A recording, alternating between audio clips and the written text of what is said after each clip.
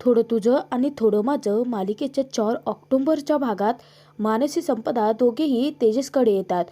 तर तिथे मानसी तेजससाठी पाणी घेऊन आलेली असते. तेजस पाणी पितो तेव्हा संपदा तेजसला सांगते की हे बघा, मी तात्यासाहेबांशी बोलते. तेव्हा तेजस सांगतो की तात्या, आता माझ्या चुकीची शिक्षा स्वतःला द्यायला लागले आहेत. त्यानंतर तेजस तडकपणे उठतो आणि मानसीसमोर स्वतःचा निर्णय जाहीर करतो की मिस लकी चाप, आता आपण या परिसराच्या आसपास सुद्धा यांना दिसायचं नाही. आपण उद्याच हा प्रभुवाडा सोडून जातोय, असं तिथे तेजसने निर्णय जाहीर केलेला असतो. त्यानंतर तेजस या निर्णयाबद्दल मानसीची माफीही मागतो, कारण सर्वस्वी त्याने स्वतः एकट्याने निर्णय घेतलेला असतो. मानसीचं मतही त्याने विचारलेलं नसतं. तरी देखील तेजस ते मानसीला सांगतो की हे बघा, जरी तुम्हाला तुमच्या आईसोबत राहायचं असेल इथेच तरी राहू शकता. तेव्हा मानसी सांगते की नाही, मी देखील येणार तुमच्यासोबत. तर संपदा त्या दोघांनाही म्हणते की मी इथे बोलू का तात्यासाहेबांशी? नाही म्हणजे मुलीच्या आईने मुलीच्या सासरी हस्तक्षेप करायचा नसतो, परंतु तिच्या संसाराची तिला काळजी असतेच ना. आणि तसंही तुम्ही दोघं जाणार कुठे आहात? प्लीज माझं ऐका. तेव्हा तेजस म्हणतो की आई, मी माझ्या घरच्या नाता खूप दुखावला आहे, आता अजून नको. तेजसला स्वतःला खूप अपराधी वाटत असतं. त्यानंतर तेजस पुढे संपदाला सांगतो की उद्यापासून नवरात्रीचे घट बसतायत. घरात सतत आसपासच्या माणसांची ये-जा असते. आमचं लग्न झालंय तरी देखील आम्ही असं अंगणात राहतोय हे त्यांना कळलं तर उगाच शोभा करतील ते. मला घरच्यांबद्दल बाहेरच्यांना आता बोलायला चान्स द्यायचा नाहीये. तेव्हा संपदा मानसीला सांगते की अगं म्हणू, तू तरी समजाव ना यांना. तेव्हा मानसी तेजसचीच बाजू घेते आणि ती सांगते की आई, यांनी जो निर्णय घेतलाय तो घरच्या सर्वांचा विचार करून घेतला आहे, त्यामुळे यांच्या निर्णयाला माझा होकार आहे. तेव्हा संपदा त्या दोघांनाही सांगते की तुम्ही जर असे दूर निघून गेलात ना तर नातं राहणारच नाही, उलट गैरसमज जास्त वाढतील. तेव्हा मानसी संपदाला सांगते की आई अगं, तू काळजी नकोस करू. आम्ही जरी दूर गेलो असलो तरी सुद्धा आम्ही ही नाती अगदी मनापासून निभावू. आणि आई, आमच्यावरती विश्वास ठेव. आम्ही दुरावलेली नाती लवकरात लवकर नक्कीच जुळवू. इतक्यातच तेजस सांगतो, उद्या सकाळी आपण निघूयात. मी सुयोगला राहण्याची काहीतरी व्यवस्था करायला सांगतो. तेव्हा संपदा देखील आता त्या दोघांच्या निर्णयाला होकारच देते आणि ती म्हणते की ठीक आहे, तुम्ही जो निर्णय घेतलाय तो योग्यच असेल, परंतु एकमेकांची साथ अजिबात सोडू नका. तर संपदा तिथून निघून जाते, परंतु संपदाला खूपच वाईट वाटलेलं असतं. ती खूप रडत असते मानसीसाठी आणि त्यानंतर ती लगेचच कमलाकर मामाला फोन करते आणि इथे जो काही प्रकार घडला होता ते सगळं काही सांगते की मानसीचं कसं अचानकपणे तेजसची लग्न झालं. गायत्रीने घाणेरडे त्या दोघांवरती आरोप लावले, त्यांच्या चारित्र्यावरती शिंतोडे उडवले, त्यांच्या नात्याचा एक वेगळाच अर्थ जगासमोर आणला आणि तो चुकीचा अर्थ खोडून काढण्यासाठी तेजसने मानसीची जबाबदारी घेतली. सर्वांच्या साक्षीने तेजसने मानसीच्या गळ्यात मंगळसूत्र घातलं आणि तिथेच घरातले सर्वच जण कसे चिडले आहेत त्यांच्यावरती. तात्यांनी तर तेजसला माफही केलेलं नसतं आणि त्यातून घराच्या आत पाऊल ठेवायचं नाही असंही सांगितलेलं असतं. जेवढे काही प्रसंग घडलेले असतात ते सगळे प्रसंग संपदा कमलाकर मामांच्या कानावरती घालते. तिला मानसीसाठी तेजससाठी आता खूप वाईट वाटत असतं आणि त्यातून त्या दोघांनीही आता घर सोडून जाण्याचा निर्णय घेतलेला असतो. संपदाने कमलाकर मामाची या सगळ्यांमध्ये मदत मागितलेली असते. तर तिथे आता कमलाकर मामाला देखील खूप मोठा धक्का बसलेला असतो. तर दुसऱ्या दिवशी सकाळी सुनंदाने घरामध्ये घटस्थापना केलेली असते. तर त्या पूजेसाठी आसपास आता कोणीच नसतं. तिने एकटीनेच ती पूजा अगदी छान अशी पार पाडलेली असते आणि घटस्थापना झाल्यानंतर ती हात जोडून देव्याईला प्रार्थना करते की देव्याई, घरातली सून घराच्या बाहेर आहे. त्यांचं लग्न कोणत्याही परिस्थितीत जरी झालं असतं तरी ती या घरची लक्ष्मीच आहे ना. सुनंदा आता मानसी तेजस यांच्यासाठी देव्याईकडे प्रार्थना करत असताक्षणी तिथे अभा येते आणि अभा देव्याईला नमस्कार करते. त्यानंतर सुनंदा तिला प्रसादही देते. तेव्हा अभा ज्यावेळी सुनंदाकडे पाहते तर तिला विचारते की आई, मला सांग, तू रात्रभर झोपली नाही आहेस ना? हे बघ, तू कालही काहीच खाल्लेलं नाही आहेस. तेव्हा सुनंदा सांगते की अभा, माझा उपवास असतो माहिती नाही आहे का? तेव्हा अभा म्हणते की आई, तू काल दिवसभर देखील काहीच खाल्लेलं नाही आहे आणि उपवास आजपासून सुरू होतात, म्हणजे आजही तू काही खाणार नाही आहेस. अगं आई, अशाने तुझी तब्येत बिघडेल ना. अभाला सुनंदाची तिच्या आईची काळजी वाटते. तेव्हा सुनंदा सांगते की अभा, नको काळजी करूस. हे बघ, आता घरात घट बसले आहेत म्हटल्यानंतर कोणीतरी उपवास धरावा लागेलच ना. गायत्री तर हे करणारच नाहीये, गीता या घरात नाहीये आणि मानसी या घरापाशी आहे, परंतु तिला अजून सूर म्हणून स्वीकारलेलं नाहीये. तेव्हा आभा खूप चिडते आणि सुनंदाला सांगते की तिला कधीच स्वीकारायचंच देखील नाहीये. आभा चिडून तिथून निघून जाते. परत सुनंदा हात सोडून देव्याईकडे सगळं काही चांगलंच होण्यासाठी प्रार्थना करते. बाहेर तेजस आता घर सोडून जाण्याचा निर्णय तर त्याने घेतलेलाच असतो आणि कपडे देखील आता तो बॅगमध्ये भरत असतो. इतक्यातच सुयोग होतो आणि सुयोग तेजसला म्हणतो की फोनवरती एवढं समजावलं तरी देखील ऐकण्याचं नाव नाही घेतायस ना तू. घर सोडून जायचं आहे ना तुला, जा मग. सुयोग आता तेजसच्या निर्णयावरती खूप चिडलेला असतो. तेव्हा तेजस सांगतो की तात्याने माझ्या घरात असणाऱ्या वस्तू देखील घराच्या बाहेर फेकल्या आहेत. त्यानंतर तेजस जेव्हा बॅगमध्ये कपडे भरत असतो, इतक्यात सुयोग येतो आणि त्याला म्हणायला लागतो की भर, पटापटा कपडे भर. तुझ्या काही वस्तू राहत आहेत का तेही चेक कर. तुला एवढं समजावून देखील कळतच नाही आहे म्हटल्यानंतर मी काय बोलणार ना. तेव्हा तेजस म्हणतो की ऐक ना सुग्या, हे एवढं सगळं मला बोलत बसण्यापेक्षा ना, मी जे काम सांगितले ना ते कर. आमच्यासाठी जागा शोध. सुयोग त्याला म्हणतो की हे बघ तेजा, अचानकपणे लग्न होऊ शकते याच्यावरती माझा विश्वास बसला आहे, परंतु अचानकपणे तेही मुंबईत घर मिळू शकतं हे मात्र शक्य नाही आहे. सुयोग अजून देखील तेजसला समजावत असतो. तेव्हा तेजस सांगतो की ऐक ना सुग्या, आता माझा निर्णय झाला आहे. तेव्हा सुयोग सांगतो की तुझा निर्णय झालाय तेजा, परंतु त्या मुलीचं काय, तिचा विचार केलास का तू. इकडे मानसी देखील आता स्वतःचे कपडे बॅगमध्ये भरत असते. तेव्हा निधी खूपच रडत असते. संपदा तर आता मानसी तेजस यांना समजावून थकून गेलेली असते. तर निधी मानसीच्या हातून कपडे हिसकावून घेते आणि तिला म्हणायला लागते की नाही ताई, तो अजिबात जायचं नाही. अगं तुझाही घरावर हक्क आहे ना त्या, आणि तेजसने सर्वांच्या साक्षीने तुझ्या गळ्यात मंगळसूत्र घातलं आहे, मग ते घर सोडून तू का जातेस. हे बघ ताई, तू त्या सगळ्यांना सांग की या घरात तुझाही हक्क आहे, परंतु तू जायचं नाही सा. असं निधीने आता मानसीजवळ हट्टच धरलेला असतो. तिला खूप वाईट वाटत असतं. मानसी त्यांच्यापासून दूर जाते. तेव्हा मानसी तिची समजूत काढते. ती सांगते की निधी, गोष्टींवरती वस्तूंवरती आपण हक्क गाजवू शकतो, परंतु माणसांचं काय, माणसांचं मन जिंकणं खूप महत्त्वाचं असतं ना. त्यानंतर पुढे मानसी निधीला सांगते की निधी, माझं फक्त या परिवाराशी नातं आत्ता कुठे आहे, अजूनही त्यांनी मला स्वीकारलेलं नाही आहे. आमच्या त्याच माणसांना आम्हाला दुखवायचं नाही आहे, त्यांना त्रास द्यायचा नाही आहे, म्हणूनच आम्ही हा निर्णय घेतला आहे. त्यानंतर मानसी निधीच्या हातून कपडे आपले स्वतःचे घेते आणि बॅगमध्ये भरते. मानसीने देखील आता काळजावरती दगड ठेवून हा निर्णय घेतलेला असतो. संपदा इतक्यातच मानसीला म्हणते की मला माहिती आहे की तुमचा निर्णय झाला आहे, परंतु कमलाकर मामा येईपर्यंत थांब. तेव्हा मानसी विचारते की मामा येईपर्यंत थांब म्हणजे. तर संपदा तिच्यासमोर खुलासा करते की तिने आधीच मामाला सगळं काही कळवलं आहे. तेव्हा मानसी म्हणते की आई, अगं इतक्यात सगळं सांगण्याची घाई का केलीस तू. हे सगळं किती मोठं प्रकरण आहे, हेच आपल्याला आता निभवायचं आहे आणि त्यात अजून हे. तेव्हा संपदा मानसीची समजूत घालते.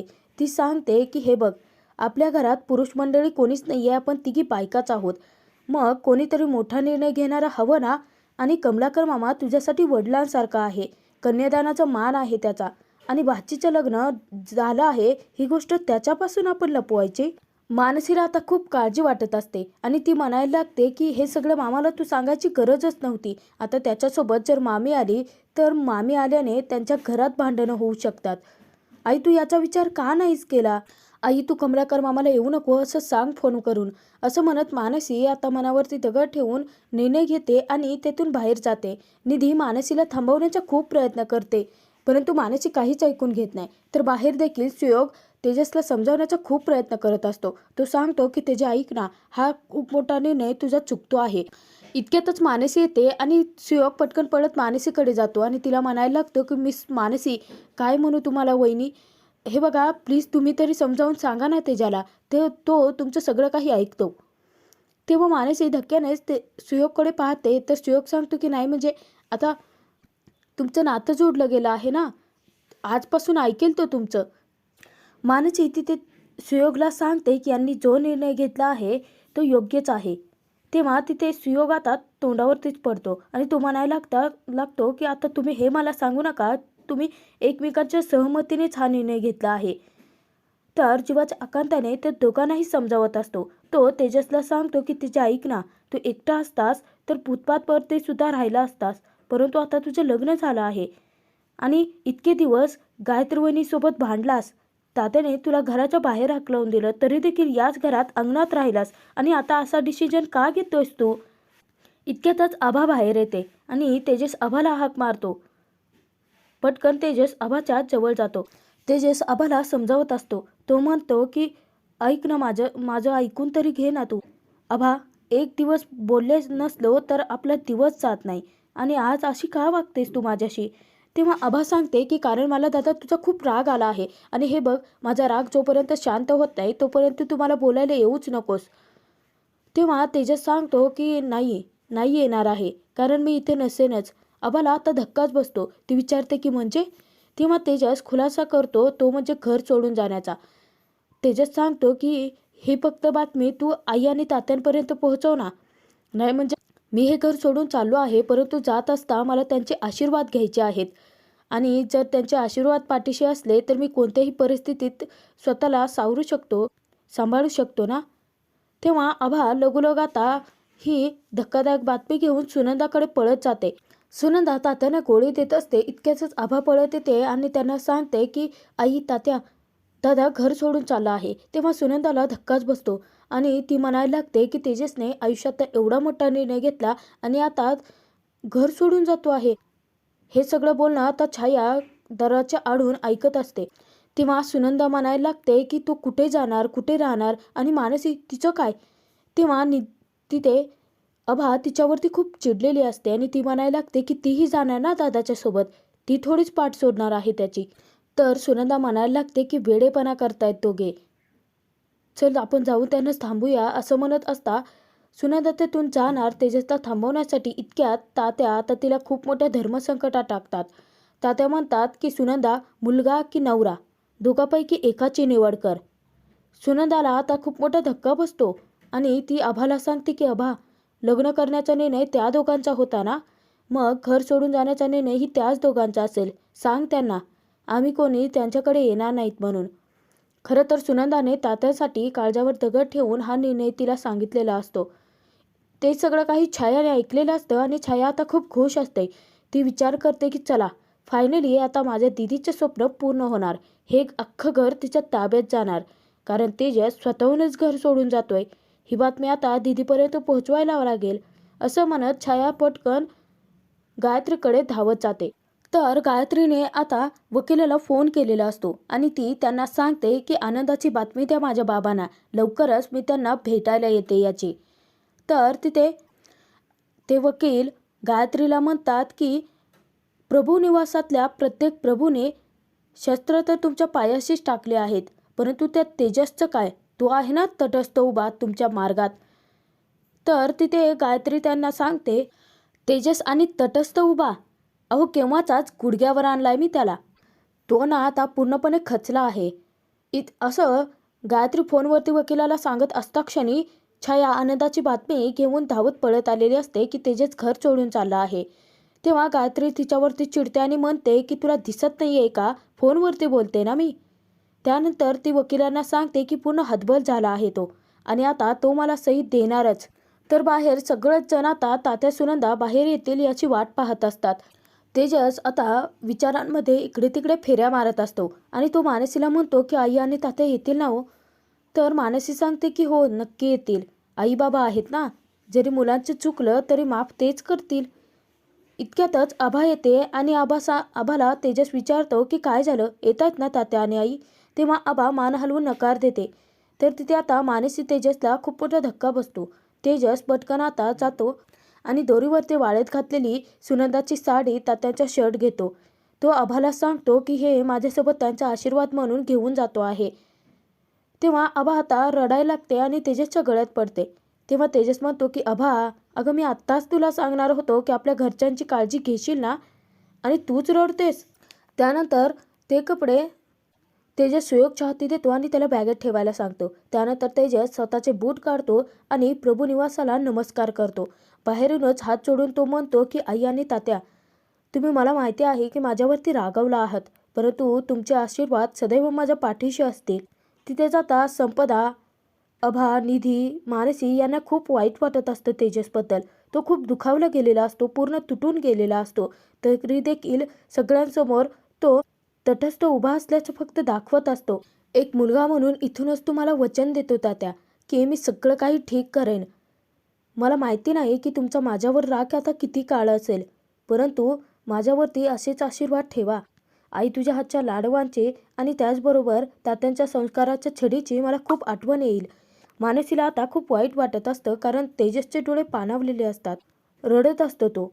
मानसी तेजसजवळ बसते आणि त्याला सांगते की राष्ट्री, नका काळजी करू. मावशी आणि काका या दोघांचेही आशीर्वाद आपल्या पाठीशी कायम असणार आहेत. ते आतापुरते आपल्यावरती रागावले आहेत, परंतु त्यांच्या रागावण्याच्या मागे सुद्धा एक चांगला हेतू असणार आहे आणि त्यांचा आशीर्वाद आपल्यासोबत कायम आहे, मला खात्री आहे. असं म्हणत मानसी तेजसच्या खांद्यावरती हात ठेवते आणि त्याला आधाराची जाणीव देते. इतक्यातच कमलाकर मामा हे वकिलांना घेऊन प्रभूवाड्यात येतात आणि ते मानसीला हाक मारतात. कमलाकर मामांना पाहता मानसीचा आता धीर सुटतो आणि मानसी पळत जाऊन त्यांच्या गळ्यात पडते आणि रडायला लागते. कमलाकर मामा सांगतात, म्हणू अजिबात रडू नकोस, अगं योग्य निर्णय घेतला आहेस तू. तेव्हा मानसी सांगते की मामा, मी माझ्या आयुष्यातला इतका मोठा निर्णय घेतला आणि तू माझ्यासोबत नव्हतास रे. तेव्हा कमलाकर मामा सांगतात की नाही म्हणू, माझे आशीर्वाद तुझ्या पाठीशी सदैव आहेत आणि अगदी योग्य निर्णय घेतलायस तू. अगदी योग्य जोडीदार निवडला आहेस. म्हणजे तुझ्या लग्नामध्ये तेजसराव ज्या प्रकारे विघ्न परतवून लावत होते ना, त्या प्रकारे मला आता चांगलीच खात्री आहे की तुझ्या आयुष्यात येणारे प्रत्येक विघ्न ते असंच परतवून लावतील. माझा त्यांच्यावरती तेवढा विश्वास आहे. त्यानंतर कमलाकर मामा तेजसजवळ येतात.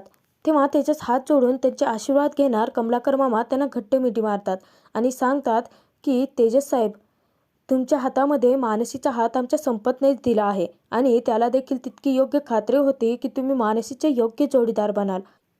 इतक्यातच तिथे आता विनोद येतो आणि विनोद त्यांचं सगळं बोलणं ऐकत असतो. तेव्हा कमलाकर मामा सांगतात की तेजस साहेब, फक्त गळ्यात मंगळसूत्र घातलं म्हणजे लग्न होत नाही, तर हे लग्न आता आपण रजिस्टर करून घेऊयात कायद्याद्वारे. तेव्हा तेजस विचारतो की म्हणजे हे लग्न झालेलं नाही आहे का? तेजसला काहीच कळालेलं नसतं. तेव्हा वकील त्याचं गैरसमज दूर करतात आणि सांगतात की गळ्यात फक्त मंगळसूत्र घातलं म्हणजे लग्न होत नाही. हे लग्न जरी बाकीच्यांना मान्य असलं तरी कायद्याला मान्य नसतं ना. त्यामुळे तुम्ही हे लग्न कायद्याद्वारे रजिस्टर करून घ्या, म्हणजे त्याला मान्यता मिळेल. तेजस तिथे सांगतो की एक मिनिट, आणि तो मानसी जवळ जातो. तो मानसीला समजावतो, सांगतो की हे बघा मिस लकी चांप, हे लग्न अजूनही मान्य होत नाही आहे. तुमच्याकडे अजूनही वेळ आहे, तुम्ही स्वतःचा निर्णय घेऊ शकता. तर तिथे मानसी सांगते की नाही, माझ्या मनाची तयारी झाली आहे आणि हे नातं मला निभवायचं आहे. मी सही करायला तयार आहे, असं मानसीने स्पष्टपणे तेजसला निर्णय जाहीर केलेला असतो. आणि हे सगळं बोलणं तिथे आता विनोदने ऐकलेलं असतो. विनोद आता जाऊन गायत्रीकडे काडी लावणार असतो. हा भाग इथेच संपतो. पुढील भागात आपण पाहणार आहोत की तेजस मानसी घर सोडून कमलाकर मामासोबत बाहेर पडत असता क्षणी तिथे गायत्री येते आणि ती तेजसला थांबवते. ती म्हणायला लागते की काय तेजस प्रभू, आतापर्यंत आम्हाला जेवढा त्रास दिलास तो त्रास देऊन आता इथून पळ काढतोय का? परंतु जो त्रास तू आम्हाला दिला आहेस, तर सहजासहजी त्या त्रासासाठी मी तुला सोडणार